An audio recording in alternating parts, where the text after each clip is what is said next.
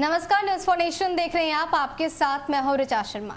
बिहार में जाति और राजनीति का अनोखा रिश्ता रहा है, क्योंकि अब तक बिहार की राजनीति जाति से ऊपर उठ ही नहीं पाई। चाहे आप MY समीकरण की बात कीजिए, A to Z समीकरण की बात कीजिए, असगर की बात कीजिए, ना जाने ऐसे कितने सारे समीकरण बिठाए गए सिर्फ इसलिए क्योंकि उस पर्टिकुलर जाति के वोट बैंक को अपने हिस्से में समेटा जाए और सत्ता हासिल की जाए। लेकिन इसी बीच बात करेंगे अति पिछड़ी जाति की, क्योंकि इनका भी एक जनाधार है। इनकी जो आबादी है वो 35% के करीब है, लेकिन इसके बावजूद ये हाशिए पर है। लीडरशिप की बात की जाए तो ये जीरो पर है। आखिर क्यों, कहां कमी रह गई और क्यों तवज्जो नहीं मिल रहा है, इन सभी विषयों पर चर्चा करेंगे। इस वक्त हमारे साथ बीजेपी के पूर्व विधायक और उत्तर प्रदेश सह प्रभारी रामेश्वर चौरसिया जी हैं। सर, सबसे पहले तो बहुत बहुत स्वागत है आपका। बहुत बहुत धन्यवाद। सर, जिस तरह से बिहार की राजनीति जाति के इर्द गिर्द मंडरा रही है, लेकिन इसके बावजूद कहीं ना कहीं अति पिछड़ी जाति को जो तवज्जो मिलनी चाहिए वो नहीं मिल रही है और ना ही लीडरशिप देखने को मिल रहा है। कमी कहाँ है? देखिए, आपने सवाल सही उठाया। अगर कमी नहीं होती तो आज बिहार भी देश के और दुनिया के नक्शे पे विकसित प्रदेशों में एक होता। इसका सबसे बड़ा कारण मैं मानता हूँ कि जिन जातियों का आप नाम ले रही हैं कि जात आधारित है, ये बात तो सत्य है जी। और उसमें भी एक मंडल कमीशन के बाद VP सिंह ने जो OBC राजनीति उठाया, OBC राजनीति की शुरुआत तो हुई, लेकिन इसके पहले ही कर्पूरी ठाकुर जी ने जो सोच विकसित किया था कि जाति आधारित राजनीति नहीं होनी चाहिए, जमात के बल पे राजनीति होनी चाहिए। वो जमात कौन था और राजनीति किसके लिए? चाहे गांधी जी बोले हों, दीनदयाल उपाध्याय जी बोले हैं, या कर्पूरी जी बोले हों, या लोहिया जी बोले हों, राजनीति उनके लिए होता है जो समाज में अंतिम पायदान पर हो। अंतिम पायदान पर आज कौन है? जो आप पचपनिया की बात कर रही हैं, जो 32% 35% जिनकी आबादी है, जिसको लेके कर्पूरी जी ने एक सपना देखा था कि अगर इनका विकास हो गया तो बिहार भी विकसित की श्रेणी में आ जाएगा। और जब वो ये काम कर रहे थे तो कहीं जात पात नहीं था, मैं आपको बताऊं, कहीं मंडल कमीशन नहीं था। एक सोच थी और बड़ी सोच थी, लेकिन दुर्भाग्यवश बिहार में ये हो नहीं पाया और वो हाशिए पर जाते रहे। उनके पास लीडरशिप रहा ही नहीं। आखिर कर्पूरी जी ने जो सपना देखा था, कर्पूरी जी के पास उस लीडरशिप वहाँ जानी चाहिए थी, वो लीडरशिप वहाँ नहीं रही और जिसके कारण उनकी जन्म तिथि तो मनाई जाती है। कर्पूरी जी की जन्म तिथि आप देखें बड़े धूमधाम से हर पार्टियां मनाती है, लेकिन पार्टियों से पूछिए कि अगर उनका विकास नहीं हुआ उन पिछड़े लोगों को, अब उसमें आता है आपका कुम्हार, बढ़ई, लोहार, बिंद, तेली, तमोली, बहुत सारी जातियां हैं, चौहान, मलाह, ऐसे करके 55 जातियां हैं। नाम के लिए तो इनको दिया जाता है, लेकिन लीडरशिप इनको नहीं दी जाती। और जिस दिन ये खड़े हो गए, कर्पूरी जी का सपना भी पूरा होगा, बिहार विकसित प्रदेश की श्रेणी में भी आएगा। एक आपको उदाहरण बताता हूं, ये क्यों नहीं होना चाहिए। ये गरीब लोग हैं, स्किल इंडिया मोदी जी ने चलाया जी। क्या सोच के? यही सोच के चलाया था ना कि स्किल इंडिया में लोहार का भी हिस्सेदारी होगी, कुम्हार की भी होगी, हमारे बड़े भाई हैं उनकी होगी, चीजें हमारे यहाँ बनेगी। उसको मेक इन इंडिया से भी जोड़ सकते हैं, लेकिन इसको धरातल पर उतारने का काम प्रदेश सरकारों ने नहीं किया। अगर इसको धरातल पर उतार दिया होता तो आज जो हम मेक इन इंडिया की बात कर रहे हैं और मेक फॉर वर्ल्ड की बात करने जा रहे हैं, उसका काम यही पूरा करेंगे। लेकिन ये स्किल कब उनको डेवलप होगा? जब तक आप निचले लेवल तक क्वालिटी शिक्षा प्रोवाइड नहीं करेंगे, क्वालिटी शिक्षा नहीं देंगे।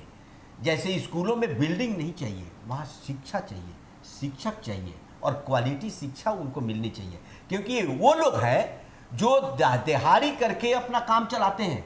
वो बच्चों को पढ़ाने के लिए पब्लिक स्कूल में नहीं भेज सकते, वो 1000 रुपया फीस नहीं दे सकते, तो इसकी चिंता कौन करेगा? इसकी चिंता उनकी लीडरशिप कर रही थी कर्पूरी जी के नेतृत्व में, लेकिन आज वो लीडरशिप हाशिए पर है। इस पर विचार करना पड़ेगा और हर पार्टियों को विचार करना पड़ेगा। सर, बिल्कुल। इस परसेप्शन की शुरुआत कैसे हुई? क्योंकि जिस तरह से लीडरशिप में और जब वोट बैंक की बात होती है तो जो नेता है, जो सत्ता की चाहत रखते हैं, वो ये ख्याल रखते हैं कि पर्टिकुलर वोट बैंक हमको चाहिए, लेकिन जब वो वोट बैंक ले लेते हैं, जब सत्ता की कुर्सी पर काबिज हो जाते हैं, उसके बाद लीडरशिप पर ध्यान नहीं दिया जाता या फिर राजनीति में उन पर ध्यान नहीं दिया जाता है। देखिए अगर यार प्रैक्टिकल आप पूछेंगे तो मैं मानता हूं कि अपने घर में सही ईंट लगे और सही सीमेंट लगे और प्रॉपर ढंग से हमारा घर बने, उसकी चिंता वो घर का मालिक ही कर सकता है जिसका घर है, उसकी चिंता दूसरे नहीं कर सकते हैं। इसीलिए मैं आपको बता रहा हूँ, ये जो 32 या 35% जो हाशिए पर चले गए हैं, इनकी चिंता कौन कर रहा था? उनका लीडर थे कर्पूरी जी, वो चिंता कर रहे थे। लेकिन आज सवाल पूछ रहा है वो लोग, आखिर कर्पूरी जी के बाद वो लीडरशिप कहाँ गई? हमारे नाम पर राजनीति हर लोग कर रहे हैं, ओबीसी के नाम पर राजनीति हर लोग कर रहे हैं, लेकिन ओबीसी भी 2-3 जातियों में सिमट करके रह गई है, उनकी चिंता किसी ने नहीं की। इसीलिए आज समय आ गया है, आज समय का तकाजा है कि जो लोहिया जी ने कहा था ना, जिसकी जितनी हिस्सेदारी उतनी उसकी भागीदारी। बिल्कुल। तो अगर हम उसके भागीदार हैं तो हमारा हिस्सा कहाँ है? हिस्सेदार तो हम है नहीं। इसलिए लीडरशिप जब रहेगी तब वो उसके लिए फाइट करेगी। एक आपको उदाहरण बताता हूं, आप ले लो, सब्जी की बात करते हैं, फल की बात करते हैं, क्या कारण है कि सब्जी उगाने वाले वो गरीब लोग हमारे पास है, सबसे ज़्यादा पानी हमारे पास है, सबसे ज़्यादा उपजाऊ जमीन बिहार यूपी के पास है। क्या कारण है कि महाराष्ट्र के लोग सब्जी और फल बाहर भेज सकते हैं और हम नहीं भेज सकते हैं? इसका मतलब वो स्किल्ड जो लेबर हैं, उन ईबीसी में जो आते हैं, उन पर हमने ध्यान नहीं दिया, उनकी चिंता नहीं की। उनकी चिंता किए होते, उनको एजुकेशन दिए होते, उनको इसकी शिक्षा दिए होते, तो वो बिहार के विकास में आज बड़ी भूमिका निभाए होते। दूसरी चीज़ आप बताओ, आंध्र प्रदेश जैसा, बिहार से तो छोटा ही है, आंध्र प्रदेश से उन गरीब जो जिसको मलाह बोलते हैं आप, वो जातियां और बाकी लोग छोटे छोटे तालाब बनाकर उनको स्किल्ड किया, उनको प्रोवाइड किया, सुविधा मुहैया कराई, उनका लीडरशिप डेवलप किया। आज वो पूरी दुनिया और पूरे भारत को मछली सप्लाई कर रहे हैं, जो कभी बिहार किया करता था। बिहार में मछली बाहर से नहीं आती थी। तो ये छोटी छोटी चीज़ें आप देखेंगे तो आपको समझ में आ जाएगा कि लीडरशिप नहीं रहने का घाटा कितना उठाना पड़ता है। इसीलिए आज, और वो लोग हैं जो समाज के हर वर्ग की कमियों को पूरा करते हैं जी। समाज के हर वर्ग उन पर डिपेंडेंट है और वो चाहता है वो आगे आए, लेकिन उसकी लीडरशिप कहाँ है, ये भी आप कह सकते हैं। बिल्कुल सर। और अगर बात किया जाए अति पिछड़ी कैटेगरी के अंदर कई जातियां आती हैं, लेकिन जब एम्पावरमेंट की बात आती है तो ये गिनी चुनी जो जाति है वही एम्पावर्ड है, बाकी नहीं, तो ये लिमिटेड क्यों है? देखिए, कर्पूरी जी ने एक अच्छी सोच विकसित की थी उनको डेवलप करने के लिए, कुछ लोगों को डेवलप भी किया जो आज नेता देख रहे हैं, लेकिन ये उनका काम था कि उस रास्ते पर चल के वहाँ से लीडरशिप को डेवलप करते, लेकिन उन्होंने डेवलप किया नहीं या हुआ नहीं। लेकिन आज इस समय का तकाजा है, समय की मांग है, और लोगों में भी, उन लोगों में भी आज इसकी चाहत है कि हमारा लीडरशिप आगे आए, हमारे बारे में कोई बात करे, हमारी बात कोई सुने। हम सबकी आवश्यकताओं की पूर्ति तो करते हैं, लेकिन हमारी भागीदारी सुनिश्चित नहीं की जाती। हमारी लीडरशिप, लीडर तो है, कहने को तो लीडर किसी को दे दो, टिकट किसी को दे दो, लेकिन लीडरशिप नहीं है। और लीडरशिप जब तक नहीं रहता है तब तक वो डायरेक्शन लेस रहते हैं। मैं मानता हूं कि वो समाज आज भी डायरेक्शन लेस है, उसको लीडरशिप की जरूरत है। बिल्कुल सर। और जिस तरह से कर्पूरी ठाकुर ने लालू प्रसाद यादव हो, नीतीश कुमार और रामविलास पासवान हो, कई सारे ऐसे नेता हैं जो कहीं ना कहीं कर्पूरी ठाकुर की वजह से चमके हैं, लेकिन इसके बावजूद जब ये सत्ता में आए तो खुद उस वोट बैंक को जिसके कारण वो सत्ता में आए हैं उसे भूल गए हैं, या फिर उनको एक भी लीडरशिप का मौका नहीं मिला, कोई लीडर पैदा नहीं हुआ। देखिए, ये बात सही है, सिस्टम बहुत दिनों तक तभी चलता है उस रास्ते पर जब नीचे उसकी पीढ़ियां तैयार की जाती है। कर्पूरी जी ने बड़े अरमानों के साथ बड़ा सोच करके ऐसी लीडरशिप तैयार की थी जो आप नाम ले रहे हैं, लेकिन इनकी क्वालिटी होनी चाहिए थी और ये इस रिस्पॉन्सिबिलिटी को इनको समझना चाहिए था। आज समझ करके अपने जातियों से ऊपर उठ करके, अपने परिवार से ऊपर उठ करके, और एक दो जातियों के बंधन में नहीं बंध करके, कर्पूरी जी को जो सपना था उन हर पचपनिया से एक लीडरशिप खड़ा करना चाहिए था, जो समय पर अपने अधिकार के लिए लड़ सकता था, विधानसभा में भी लड़ सकता था, पार्लियामेंट में भी लड़ सकता था। लेकिन आप जब रिप्रेजेंटेशन मंत्रिमंडल में देखेंगे, पार्लियामेंट में देखेंगे, विधानसभा में देखेंगे, तो मुझे तो उनका रिप्रेजेंटेशन नगण्य आता है। बताइए ना, लोहार, कुहार, कलवार, बिंद, राजवार, मला, है तेली, तमोली, कहाँ कहीं रिप्रेजेंटेशन आपको दिखता है? कहीं पार्लियामेंट में दिखता है?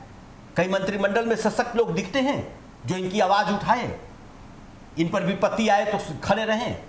इसीलिए मैं मानता हूं कि इनका एम्पावरमेंट जरूरी है, और बिहार और यूपी जैसे प्रदेशों के विकास के लिए इनको अगर एम्पावर कर दिए तो ये बिहार के सोशियो इकोनॉमी फैक्टर में भी बड़े काम आएंगे, इकोनॉमी को भी बढ़ाएंगे, और देश की इकोनॉमी तभी बढ़ेगी जब बिहार और यूपी की इकोनॉमी ठीक है। बिल्कुल, हम इक्वालिटी की बात करते हैं और हर तबके को लेकर आगे बढ़ने की बात करते हैं, तो लीडरशिप जो है वो भी हर तबके में होना चाहिए।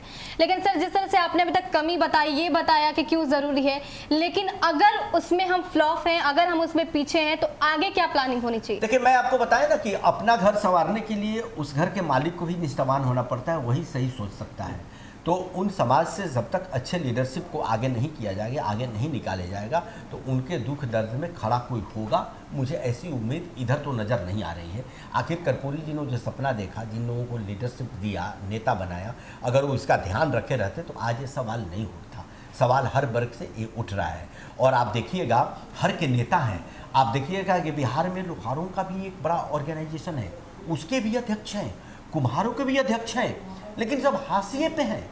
उनको राजनीतिक प्रोटेक्शन नहीं मिला है, उनको भागीदारी नहीं मिली है, क्योंकि ये मानना पड़ेगा। देखिए, इस देश में नेताओं के पास असीमित पावर होता है, और नेता ही विकास की रूपरेखा आजकल हो गया है।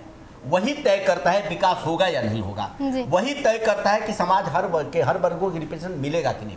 तो नेतृत्व जरूरी है, बिना नेतृत्व का कोई आपके दुख दर्द में साथ रहेगा उसकी कोई गारंटी नहीं है। इसलिए हर क्षेत्र में, और राजनीतिक क्षेत्र में खासकर, उन लोगों को लीडरशिप प्रोवाइड करनी पड़ेगी ताकि उनका समुचित विकास हो सके। बिल्कुल, तो जिस तरीके से बिहार में सिनेरियो पर अगर गौर किया जाए, तो अगर सरकार पर ये हल्ला बोला जाए कि सरकार की नीतियां गलत थी, या फिर सरकार ने जो नई नई योजनाएं बनाई, जो भी प्लानिंग हुई जाति को लेकर, उसके कारण ये हुआ, तो ये बिल्कुल गलत है। क्योंकि ये जिम्मेदारी सिर्फ सरकार की या फिर किसी पर्टिकुलर पार्टी की नहीं है, ये जिम्मेदारी उस पर्टिकुलर वोट बैंक की भी है, उस पर्टिकुलर जाति की भी है जो इस समय जूझ रही है। वो इसलिए क्योंकि जिस तरह से सर ने बताया कि अगर कोई घर टूटता है तो उसका जिम्मेवार उस घर का मालिक होता है।